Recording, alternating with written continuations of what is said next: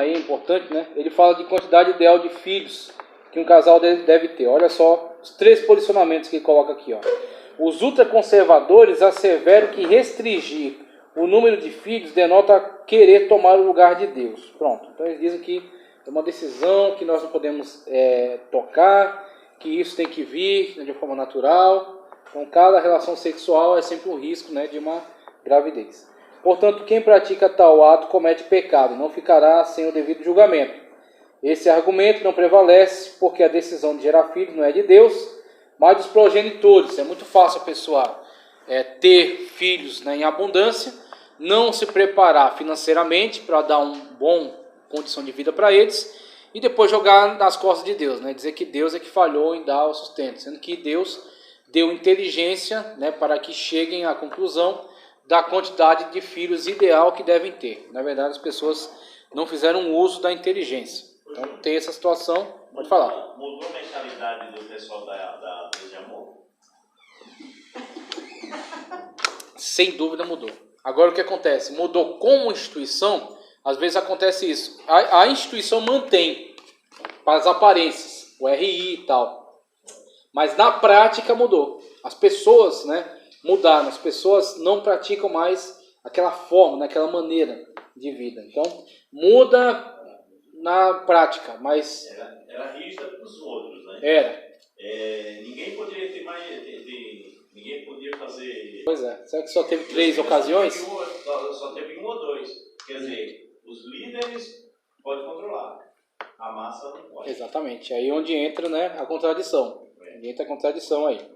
Os líderes não veem... Os liberais não veem nenhum mal em limitar o número de filhos, seja qual for o método usado para isso. Aí onde entra o excesso.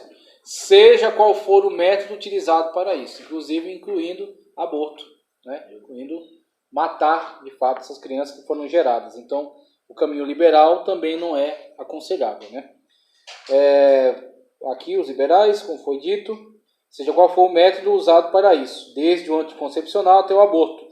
Esse ponto de vista extremamente laxista, né, também não prevalece, porque é homicida e se contrapõe ao direito de viver.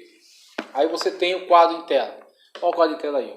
Um mundo com mais idosos. Projeção do número de pessoas com mais de 65 anos. Pessoal com 65 está saindo do mercado de trabalho, né?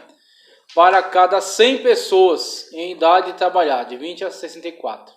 Olha o número aí, olha o Japão lá em cima, estourado, número de idosos. E aí você tem, claro, acaba ficando uma situação na qual a qualidade de vida, numa situação dessa, acaba se tornando um vilão. Por quê? Investir em qualidade de vida, vacinas, só você pensar, olha só, a penicilina, ela existe, ela foi inventada nesse século atrás, uma coisa assim. Não tem muito mais do que isso. A penicilina, que é a base para esses remédios, esqueci o nome dos remédios que produzem com ela, antibióticos, maravilha, que é a base para os antibióticos. Então as pessoas antigamente morriam por uma tuberculose, morriam por uma pneumonia, morriam por coisas assim que hoje o tratamento é normal, SUS, lembra? Você vai lá, toma lá injeção ou toma comprimidos, através disso aí. Então a taxa de mortalidade era muito alta, a média de vida, uma pessoa com 50 anos já viveu muito antigamente, já viveu, chegou a um ápice, né, da vida. Pessoas morriam muito mais cedo.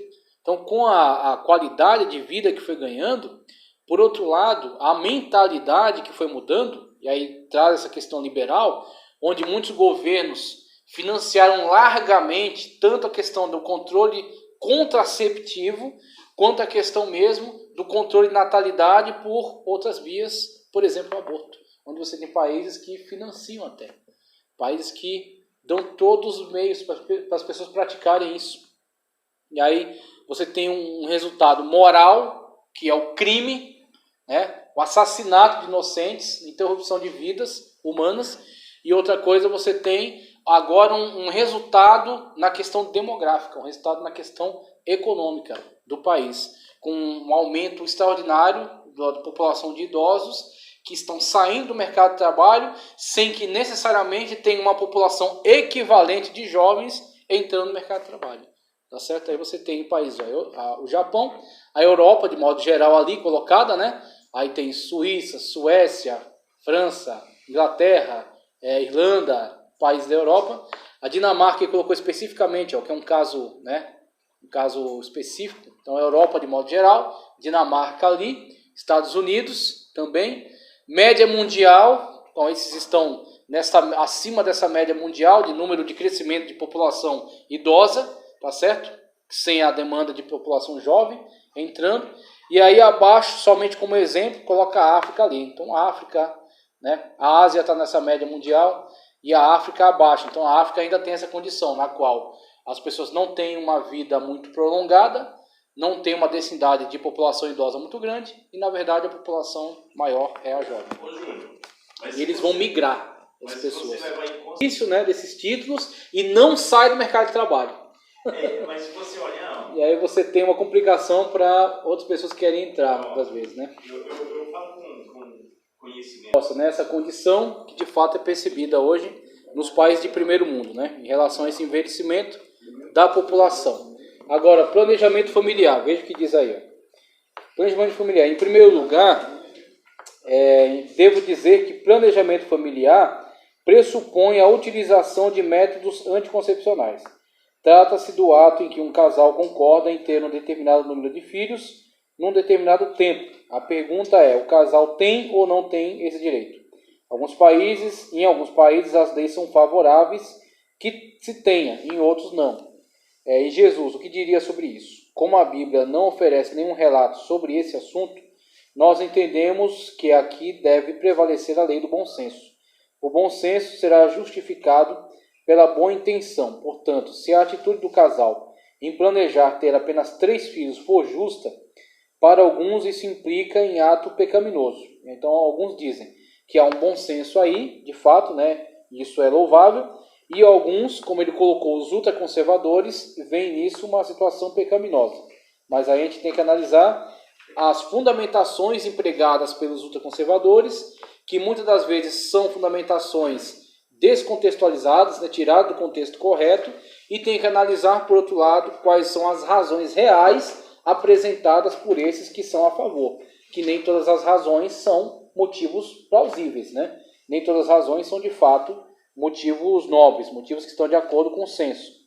O bom senso será justificado pela boa intenção, como eu já li aqui. Vamos ver.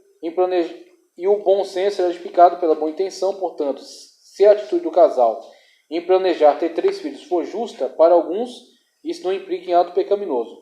Sendo assim, em vez de perguntar, eu posso ter apenas 3 filhos, pergunta-se, por que eu devo ter apenas 3 filhos?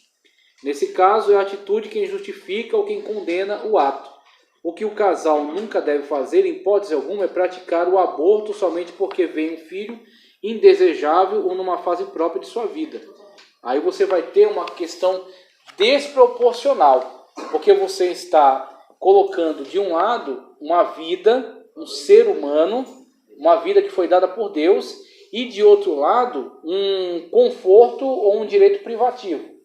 Então você tem, olha, não, mas vai atrapalhar o meu equilíbrio financeiro, vai atrapalhar, né, a minha privacidade, vai tirar a minha privacidade. Tá, então você quer dizer que o seu direito à privacidade ou o seu equilíbrio financeiro são mais importantes do que uma vida humana?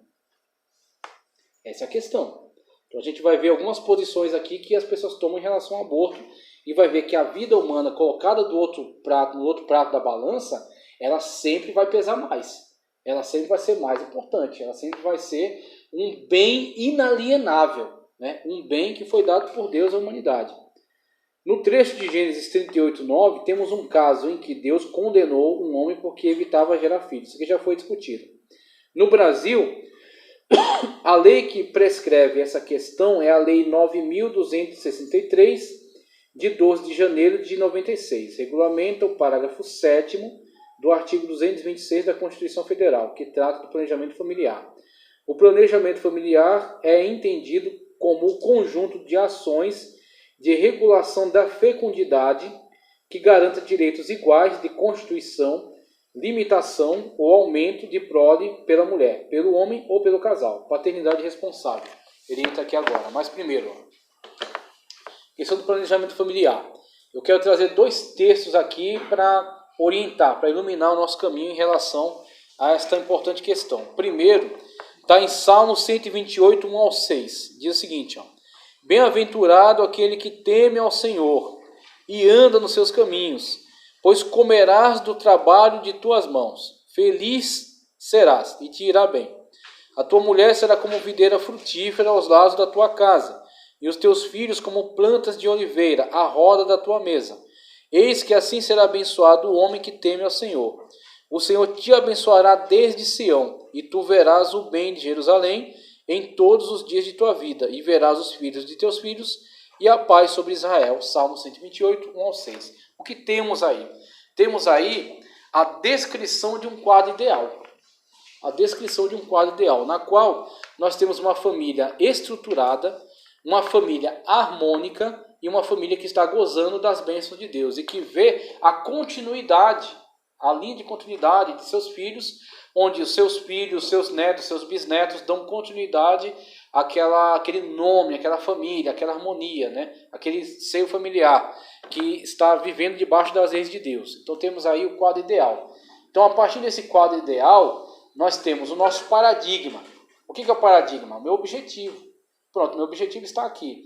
Claro que saindo do quadro ideal, do objetivo, do paradigma, nós temos casos específicos. Aí o caso específico vai ser analisado caso a caso, que nem foi perguntado sobre as pessoas que se mantêm solteiras. Chega a ser um pecado? Biblicamente falando, não. Inclusive, sob orientação até do apóstolo Paulo. Então, biblicamente falando, existe respaldo para você não necessariamente estar enquadrado naquele que é o caso ideal. Então você vai viver uma situação específica. Agora veja, ninguém pode determinar que você viva nessa situação específica. E você também não pode utilizar ela como regra geral. Então é uma situação específica. Você está vivendo bem assim. Você está servindo Deus bem assim. Ok? Mas o ideal é aquilo que está descrito ali como colocado na palavra de Deus. Outra questão, a questão sobre tomada de decisão, sobre liberdade para planejamento familiar, para estruturação desse planejamento. Veja, Lucas 14, 28 a 32 diz: Pois qual de vós, querendo edificar uma torre, não se assenta primeiro a fazer contas dos gastos, se tem com que acabar? Para que não aconteça que depois de haver posto os alicerces e não podendo acabar, todos os que virem comecem a escarnecer dele, dizendo: Este homem começou a edificar e não pôde acabar. Criticando, né? O qual é o rei que, indo à guerra pelejar contra outro rei, não se assenta primeiro a tomar conselho sobre se com 10.000 pode sair ao encontro do que vem contra ele com 20.000. De outra maneira, estando o outro ainda longe, manda embaixadores e pede condições de paz. Ou seja, não teremos condições de sustentar guerra contra esse outro reino. Vamos propor acordo de paz. Ver o que ele quer. Se ele quer tributos, se ele quer escravos, se ele quer assumir o controle da região e a gente ficar como subalterno, né? O suzerano e o... Esqueci o nome daqueles que eram subordinados a ele, mas como um rei vassalo, suzerano e os vassalos, né? Então, do que Jesus está falando aqui mesmo? Sobre planejamento. Então veja, como a Bíblia Sagrada, quando lida corretamente, quando compreendida, ela nos dá direcionamento sobre, por exemplo, tomadas de decisão. Aí tem gente que quer fazer o quê? Vai no profeta, supostos profetas, né?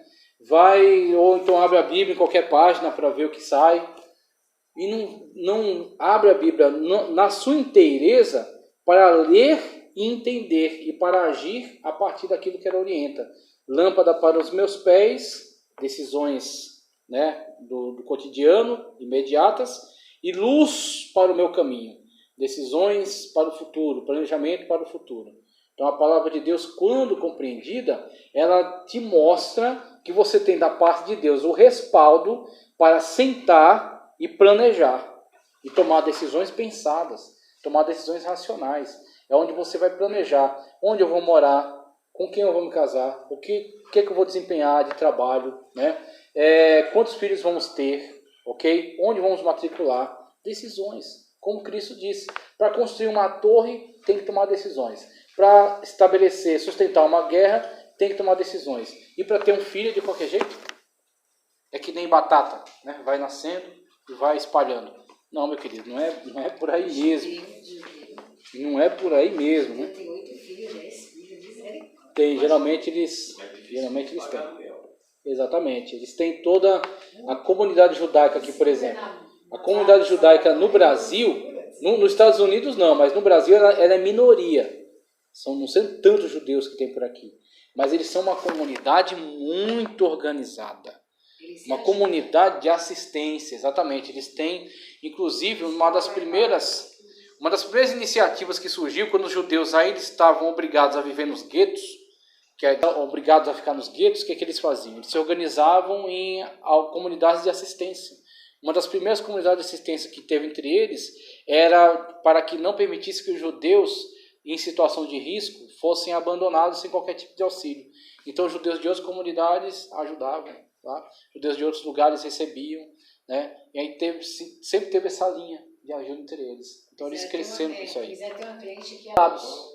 Essa cooperação. Então, qual é a nossa grande família? Qual é o nosso grande grupo, né? A igreja brasileira, de modo geral. Eu falo de igreja. Você dá o pé e já quer a mão e tudo mais. Então, eu falo de igreja. Aí você precisa criar primeiro uma mentalidade, tá? Uma mentalidade na qual a pessoa não se sinta confortável de abusar. Então, primeiro você tem que criar essa mentalidade. Para que, então, a partir daí, a gente comece num processo de ajudar um ao outro a crescer, para se desenvolver, né, e se fortalecer como grupo. Mas tem que ser criado primeiro essa mentalidade. Pode falar. O Testemunho de Jeová também tem também nessa... Eles se ajudam mesmo. Se ajudam. Para outra cidade ou para outra cidade. Se ajudam. Ele chega lá e faz tudo para aquela pessoa, deixa a pessoa não quer nada. Já que vocês estão falando, eu vou ter que dizer, né? O grupo que eu acredito que mais pratica essa questão de ajuda mútua são os maçons. Que eu vi algumas palestras sobre eles, que em determinado lugar, se um maçom chegar em determinado lugar e ele se vê numa situação de risco, por exemplo, roubaram a carteira, roubaram o passaporte, e ele está ali numa situação de abandono. Se ele bater a palma da mão de determinada maneira, um outro maçom que conhece aquele sinal vai saber que ele está em situação de risco. Aí vai ajudá-lo. Então, só para você ter uma noção. Isso é verdade. Paternidade responsável diz o seguinte, ó. Paternidade responsável é a atitude consciente tomada por um casal em ter um determinado número de filhos que possam ser criados e educados da maneira digna e apropriada. Sabemos que existem casais que não têm a menor condição de criar e educar dignamente 10 filhos. Mas por negligência ou por outros motivos alheios, eles colocam no mundo esses coitados. Muitos se justificam usando a seguinte expressão, onde come um, come 10. Aquilo que eu falei no começo, né? Posso até acreditar que pode comer, mas come bem menos, tanto quanto em quantidade como em qualidade. Além disso, a vida não é feita apenas de comida, mas também de muitas outras necessidades básicas, que não necessariamente serão atendidas dentro de uma condição desfavorável dessa, tá? Então, a gente, tratando dessas questões, a gente entra agora na questão do aborto, como ele trata aqui. Veja só, o aborto. A palavra aborto vem do latim abortum, do verbo abortare, que tem o sentido de pôr-se o sol, desaparecer no horizonte e, portanto, morrer ou perecer. O grande dicionário de medicina define aborto como sendo a expulsão espontânea ou provocada, aí vai, espontânea ou provocada, né, do feto antes do 6º mês de gestação. Aí uma definição do dicionário, adotando mentalidade da atualidade. O dicionário, como eu já falei, o dicionário não está ligado ao conceito bíblico a respeito. Ele apenas comunica o que a sociedade na atualidade entende por aborto. Então a sociedade na atualidade chegou à conclusão, né, a partir dos seus estudos, dos seus pressupostos, que aborto é isso. Após o 6º mês, uma expulsão voluntária ou instigada. Antes que o feto possa sobreviver fora do organismo materno. Veja, até essa afirmação ela é bem arriscada, Então veja, muitos entendem que se o organismo não consegue viver por si, fora do ventre materno, ele não é necessariamente ainda um ser humano. E aí onde entra a arbitrariedade de que um grupo ou alguém tenha o direito de dizer se tal pessoa é ou não humana, em determinada fase da vida ou de acordo com alguma circunstância. Quando você entra por esse caminho, meu querido, o fim dessa estrada vai dar lá no nazismo. O fim dessa estrada vai dar lá na eugenia, por exemplo, onde um determinado grupo se achou no direito de dizer que estes aqui, com essas características raciais, são seres humanos, e os outros, com outras características que eles entendem deficientes, não são seres humanos. Se não são seres humanos, podem ser eliminados. Né? Então você chega nesse tipo, quando você começa a dar essa liberdade dessas pessoas definirem as coisas arbitrariamente, dizer que este é e aquele não é, aí, meu irmão, você deu a chave, né? Você entregou o galinheiro para a raposa. Ô, Júnior, mas se você olhar, assim, parece que não pode se tornar um filho de Abraão? Eu não digo que não tenha havido a questão do aborto, porque havia pessoas que ingeriam certos preparos, né? Ingeriam certas substâncias. Eu falo assim, já no ponto da discriminação. Sim. Porque se você olhar, parece que Isaac era gente, mas Ismael não. Aí o que acontece? Você tem que olhar os diferentes ângulos. Por exemplo, o que cada um está vendo na situação em relação ao seu interesse.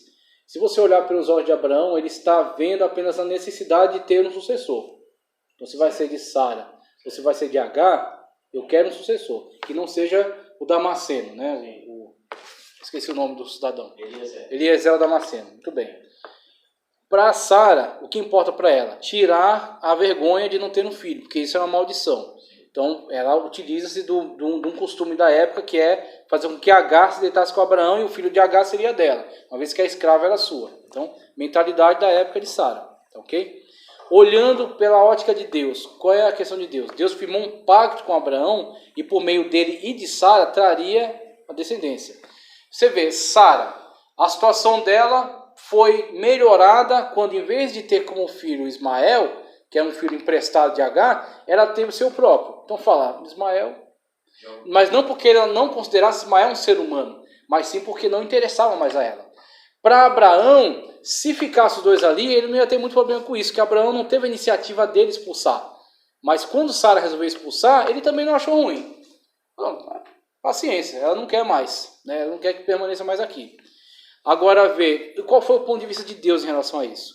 Deus não coadunou com a atitude de Sara, nem coadunou com a atitude de Abraão. Então, quando Agar saiu pela primeira vez, o anjo mandou ela voltar. Quando Agar saiu pela segunda vez, que a criança ia morrer, Deus proveu sustento, através do poço que viu. E quer ver outra coisa? Ismael, além de ter o sustento e chegar lá até o lugar onde eles passaram a viver, Deus enriqueceu Ismael. Tanto que Deus, ele considerava tanto Ismael quanto Isaac pessoas importantes, né? Agora, a questão ali não chegou nem a ser a questão de não considerar aquela pessoa um ser humano, mas sim a questão de que aquela pessoa não era mais quista ali, não queriam mais que ela permanecesse ali. Agora, quando a gente fala de aborto, e principalmente nessa definição que foi trazida aqui, você se dá o direito de considerar que aquele embrião, aquela massa informe ainda, né, como é dito, ela não tem o direito de ser considerado um ser humano. Ela é um pedaço de carne, que pode ser expelido sem qualquer tipo de dificuldade. Aí onde entra o risco, meu irmão. Você vai dar esse tipo de direito a quem? De fazer essa análise e tirar essas conclusões. É totalmente arbitrário e perigoso. Aí ele discute aqui, ó, situação no mundo, ele fala do decreto-lei no Brasil, que fala da questão da autorização de aborto para caso, na interrupção de gravidez, para caso de estupro, risco de vida para a gestante, tá ok? Ou incesto, né? Então você tem essas situações aqui. E aí, na atualidade, você tem alguns outros casos que são discutidos sobre questão de anencéfalo, né? Que ele não teve formação, né, do cérebro de forma adequada, Então, discute-se também se seria autorizada o aborto para essa questão, porque geralmente nasce e vive pouquíssimo tempo. Então, é discutível, né? Está ainda em largo estado já em relação a estupro, em relação a risco de vida, né, para a gestante e em relação a incesto, né? Então, com relação a essas categorias que são colocadas aqui, você tem, primeiro, uma visão estatal.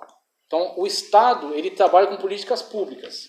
Então, o Estado, por exemplo, ele está preocupado não com questões morais. Também está, principalmente quando chama a sociedade para debater na Câmara, no Judiciário, eles vão lá colocar seus pontos de vista, né? Então, aquilo vai, vamos dizer assim, vai puxar, né, as decisões para cá ou para lá, para favorável ou desfavorável. Então, vai influenciar os tomadores de decisão. Juízes, deputados, senadores e por aí vai. Sanção ou veto do presidente, por aí vai. Mas o Estado ele está olhando apenas essa questão material, essa questão fria, né? Se a gente aprovar os aborto a qualquer tempo, por qualquer motivo, o que isso vai gerar? Vai pesar no SUS, né? Vai causar baixa da demografia, né? Da mão de obra, né? Da força de trabalho. E também vai causar revolta por grupos sociais que são contra isso. Vão se opor ao governo, fazer protesto e vão quebrar o pau. Então o Estado está olhando para isso apenas. O governo, o Estado, ele trabalha para si mesmo. Ele não trabalha para o bem universal, para você se sentir bem, para você se sentir confortável. Ele trabalha pela sua automanutenção. Então ele nunca vai tomar decisões que possam trazer a sua própria destruição. Então se a população mudar totalmente de ponto de vista, as pessoas forem doutrinadas no sentido de olhar para a vida humana como mero produto de uma evolução, que não tem alma, que não tem características intrínsecas, como por exemplo o direito à vida, a população vai pressionar o governo para aprovar e o governo não vai resistir. O governo vai lá e aprova. Passa no Senado, passa na presidência, tem a sanção presidencial, o juiz vai lá e pratica. Cumpra-se, né, conforme aquilo que foi determinado. Então, é a sociedade, é a questão da mentalidade geral. E é onde entra. Existem grupos sociais, na atualidade, mesmo com todas essas influências, que não engolem essa ideia, que não engolem essa proposta de que o ser humano é um pedaço inútil de carne que pode ser dispensado a qualquer momento. Porque mexer na sagralidade da vida é você tocar exatamente nessa garantia universal. Se você der a um determinado grupo o direito de dizer que esse aqui é um ser humano e aquele não é, você está entregando o direito de vida e morte na mão de certas pessoas, de certos grupos que têm influências que às vezes a gente nem conhece. Ô Júnior, mas esse é o problema, porque assim... É um caminho que é muito eficiente e que foi durante muito tempo uma moeda de troca, é o assistencialismo. O assistencialismo é assim, a esmola que faz com que determinados grupos ganhem o monopólio do governo. Que aí você tem bolsa para isso, você tem bolsa para aquilo, você tem bolsa para aquilo outro, você fica vítima dessa situação e para que você não perca esses benefícios, você se submete a tudo quanto é tipo de política. E talvez você nem vá atrás para saber quais são as bandeiras ideológicas, o que aqueles partidos defendem, o que eles apoiam, quais são as medidas que eles apoiam. Por quê? Você não quer perder a sua bolsa, né? E por aí vai. Bolsa isso, bolsa aquilo, né? E através disso vira uma troca muito visceral, muito safada, né? Uma troca de você está vendendo seu voto, na verdade, por causa de alguns benefícios. Qual o tempo que a ciência dá após a apresentação? Estou aqui como sexto mês. Ele diz que no sexto mês, ele falou que até o sexto mês, aquele órgão, até antes do sexto mês, ele não consegue sobreviver fora do útero. Então ele diz que até aquele momento, ele não pode ser considerado, vamos dizer assim, como detentor de direitos, de cidadão, protegidos pela Constituição, por exemplo, proteção à vida, porque até ali ele ainda ele é um ser humano em potencial. Ele vai ser um ser humano, mas ele não é ainda. E aí, através desses critérios, eles colocaram dessa forma, que se a gente tirar aquele ser do útero, ele não consegue sobreviver, mesmo com máquinas, com tudo mais, não consegue sobreviver. Então eles adotaram esse critério. Só que esse critério não necessariamente é um critério bíblico. Não necessariamente é um conceito bíblico. Diferença entre aborto e controle de natalidade é tranquilo. O controle de natalidade é evitar a concepção. Evitar a fecundação do óvulo. Aborto é a eliminação do óvulo fecundado. Então, quando você tem a fecundação, né, do óvulo, e a partir dali o início de todas as características intrínsecas do indivíduo, que inclusive na fecundação, você já tem, são alguns argumentos que vai desenvolver aqui. Na fecundação, quando há a fecundação do óvulo, aquele óvulo não é mais uma extensão do corpo da mãe. Ele é um outro corpo.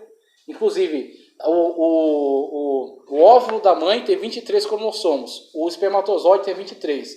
Quando há fecundação, você a partir daquele momento tem um ser individual detentor de 46 cromossomos, que é uma pessoa diferente do corpo no qual ela está sendo gerada. Ok? Então você tem um outro ser ali. Aquele ditado, né? Meu corpo, minhas regras. Muito bem. Funciona. Meu corpo, minhas regras.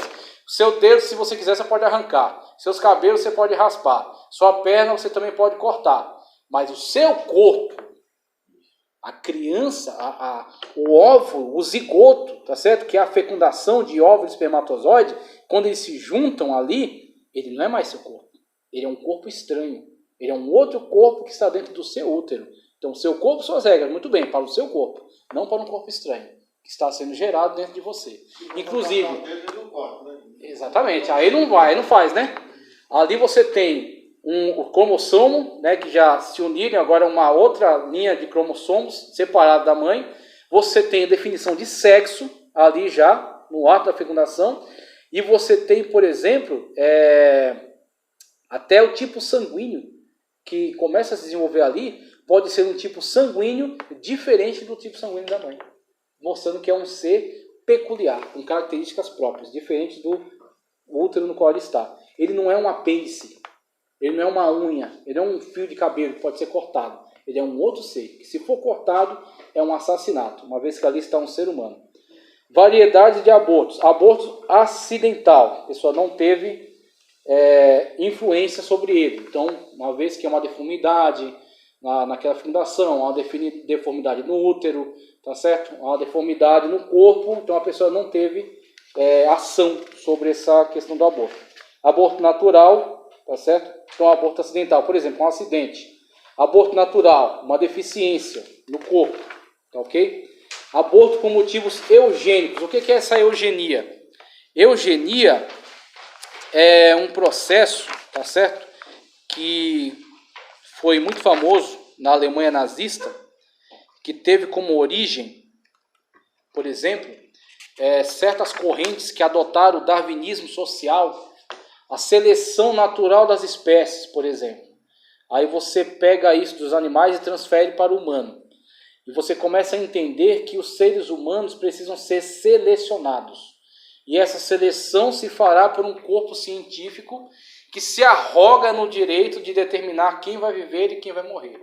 E aí ele começa a dizer que tais características são favoráveis à raça humana. Tais características são desfavoráveis à raça humana. Então, por exemplo, a cor negra é desfavorável. Deficiências, o autismo, por exemplo, né? O síndrome de Down também. Homossexualidade também é desfavorável. Então, quando você tem pessoas com essas características, você tenta eliminá-las da sociedade. Ou você mata elas mesmo, como foi feito na Alemanha nazista, você mata judeus, dizendo que eles são um defeito, né, na sociedade humana. Ou você as exclui.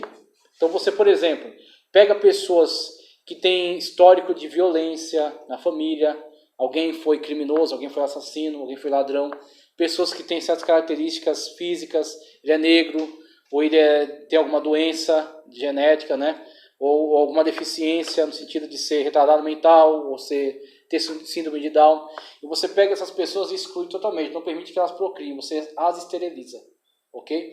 Então veja, esse tipo de trabalho que foi feito pela eugenia, ele se mostrou totalmente ineficaz. Eles tentaram produzir a raça humana perfeita, selecionando e fazendo esses casamentos arranjados com essas pessoas que eram tidas como a elite da raça humana. Com pouco tempo, aqueles casais deram filhos com os mesmos defeitos que as pessoas que eles tinham excluído. Pessoas com síndrome de Down, pessoas com deficiências diversas, né? Então, congênitas, e aí você vê que isso, na verdade, é fruto, né, dessa mentalidade doentia e que, na verdade, o ser humano não tem esse direito. Não tem. E não fala como se fruto. A lei já trabalha a questão de ser autorizado. Então, estamos falando de lei, tá ok? Agora, moralmente, biblicamente falando, você tem, primeiro, quando acontece o ato do estupro, você tem meios da pessoa se prevenir contra a concepção. Porque existe um período no qual você vai ter, onde você pode tomar, ingerir medicamentos que evitem a concepção. Se a concepção acontece, você tem duas coisas. Uma foi o crime do estupro e outra é o crime do aborto. Então, aqui temos um estupro que é uma violência, mas a pessoa permanece viva. Pelo menos pode permanecer viva. Aqui você tem um crime no qual a pessoa não cometeu qualquer tipo de agressão contra você e o resultado da remoção dela será a morte. Então, um estupro não necessariamente justifica um aborto, ok? Então temos aí essa questão moral. E principalmente por isso, a pessoa que foi estuprada é dado a ela condições, ou pelo menos tem que ser dado a ela condições de se prevenir da fecundação. O estupro já aconteceu, agora tem que prevenir a fecundação, para que não venha gerar uma vida. Mas se a vida for gerada, a pessoa vai estar diante dessa questão. Essa questão que não tem como a gente passar um pano, porque ela é assim mesmo. Isso realmente um negócio que precisa ser. Como que Exatamente. ela vai ficar a vida inteira o filho perguntando quem é meu pai? Como que ela vai explicar para... E o pior é isso. Ele é casado. O pior é que o pior é que a única pessoa que deve ter vergonha é o criminoso. Agora o que acontece? A sociedade tem que se preparar para ser acolhedora em relação à pessoa que sofreu essa agressão, né? Isso é um negócio que, quando puxa essa ficha muito grande, Abusos, acontece dentro de estupros. casa, às vezes um pai com a filha, Exatamente. um tio com a sobrinha. Isso aí. E aí a família tem eu não sei dizer, eu acho que um excesso de amor pela família, que não é amor, né? Que chega a ter cuidado para não alarmar. Não alarmar e não envergonhar a pessoa que na verdade é o criminoso. Eu sei. Envergonhada a família já foi. Já. Quando entra numa situação dessa, a família já foi envergonhada. Exatamente.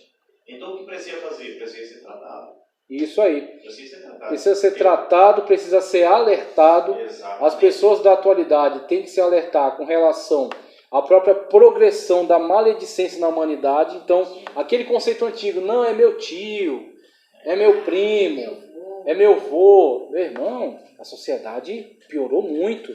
Não dá para você confiar nessas coisas. Pedofilia mesmo. Pedofilia. O número mais alto é dentro da própria casa. Dentro da família, dentro da própria família. Ó, Exatamente. Tem muito cuidado. Eu tomo conta de uma igreja. Se eu fico sabendo de uma coisa dessa, eu tenho provas, meu irmão, não tenha Eu dúvida já que tenho a o telefone polícia pra vai ligar. bater na porta. Pois é, exatamente.